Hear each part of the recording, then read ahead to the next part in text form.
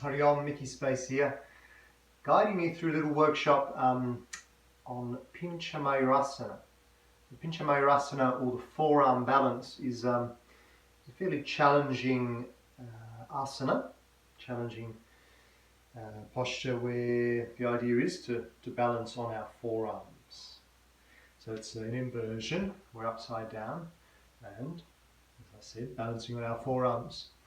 So I guess a prerequisite to this is to be fairly strong up our upper body, in our chest, in our biceps, triceps, in the shoulders, and also reasonably good openness in the shoulders, so good flexibility there. So a prerequisite could be to really work on stretching out the shoulders, such as in anahatasana, the yin pose where we keep the thighs perpendicular to the ground, arms out in front, and then drop the head to the ground. And hang out here for some time, and that really helps to open up through the shoulders there. I've also got another video in my library on shoulder stretches around the house, so you could check that out as well. But that's one thing. And that strength can also come from push-ups. Dolphin push-ups are really great. So this one here, you're in the dolphin pose.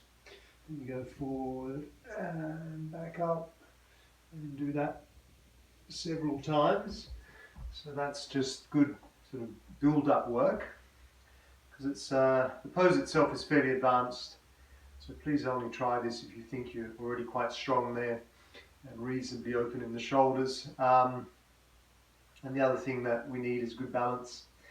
So I find that working with a block and a strap to begin with is really useful, because what happens is that when you're coming into the pose, and it does depend on everyone's body individually, particularly if we're quite big guys, so we're already fairly muscly, then there's a tendency to really struggle to keep the forearms parallel to each other.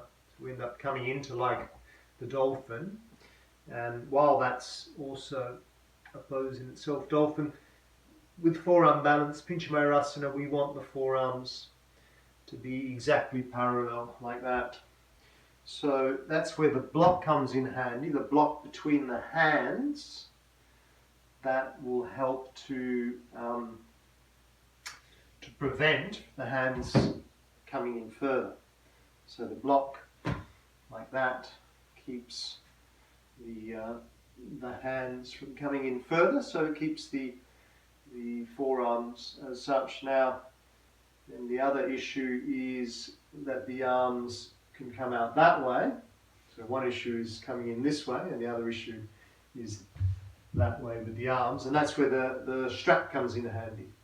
So having a strap around the upper arms, so when the strap is taut, you want the elbows to be in line with the shoulders more or less. So as you can see here, it's still a bit wide, so I'll make mine a little tighter.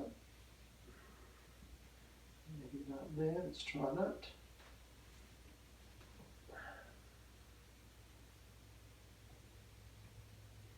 And that's not bad actually. That's not bad, maybe just a tad tighter. So this is something you would just experiment with. A tad tighter I think, and we're perfect, yeah. That feels good. So the strap just above the elbows, around the upper arms, and then the block to the floor as such. Actually a little tighter. And then we can start to work the pose. Now, doing it against a wall, when we're starting out at least, is ideal, because then you've got something to help you with your balance. Because the biggest challenge, of course, is keeping that balance, and the greatest fear is going over. Particularly if we're not really open there and you go over, and that's where you could actually do a little damage. So we want to avoid that. So I do recommend a wall or someone to work with you, someone to spot you, so that their arms either side of you. That could be another possibility. I'll just work through the basics without the wall and how we align ourselves. So get the strap there, we put the block on the ground, the hands to the floor, take the fingers nice and wide, and then creating that L shape there with the thumb and index finger, and then the forearms to the floor. And then from there we press up. So that's the beginning there, that's where we begin. Now there's a tendency to collapse in the shoulders, bring the head down, so that's where the strength's required to push you back.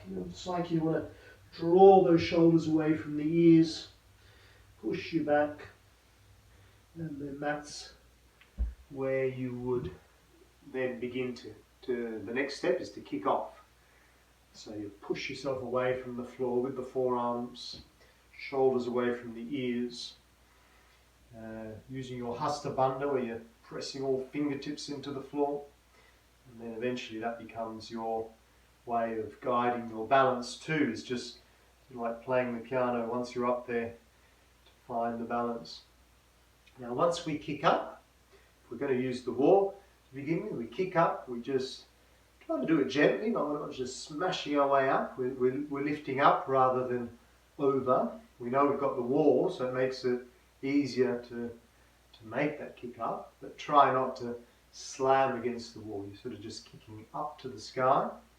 So we're engaging our bandhas, our core, Mula Bandha and the Uddiyana Bandha, stomach lock in. So you're lifting in and up from the pelvic floor and from the stomach muscles, lifting in and up to allow you to lift up the whole body and float eventually.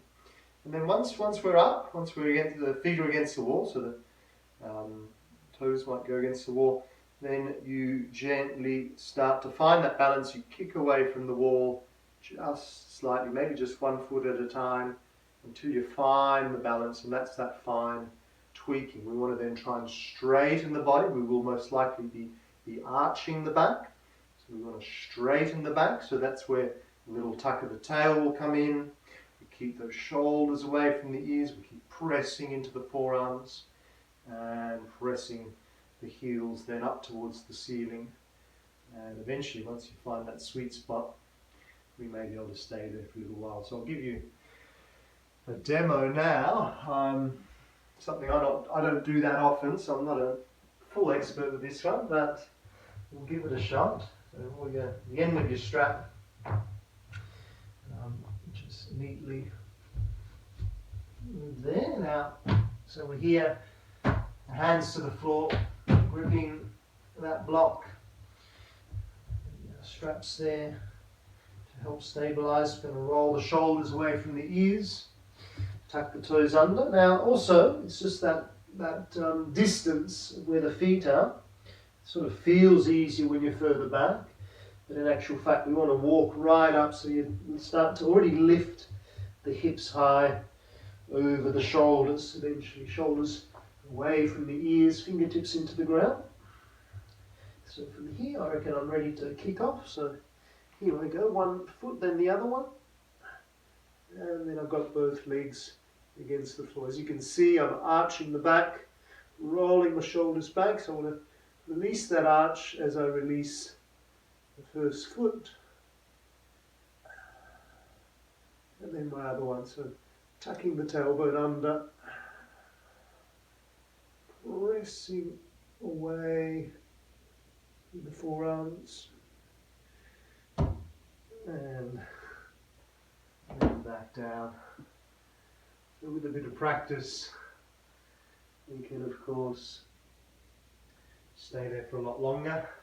As I said, I haven't done this for a while, but here you go. Those are the instructions to help you with it. Then eventually, obviously, once you're a bit stronger there without the block, without the strap even, and then working it again. You can see a little trick here. but we can get there. Shoulders away from the ears, playing the piano. Also lifting the head, looking ahead. There is the option to look down or back as well. Playing those options. Wonderful pose once you get to hang out there for a bit. So thank you. Enjoy your pinchamayurasana practice, forearm balance.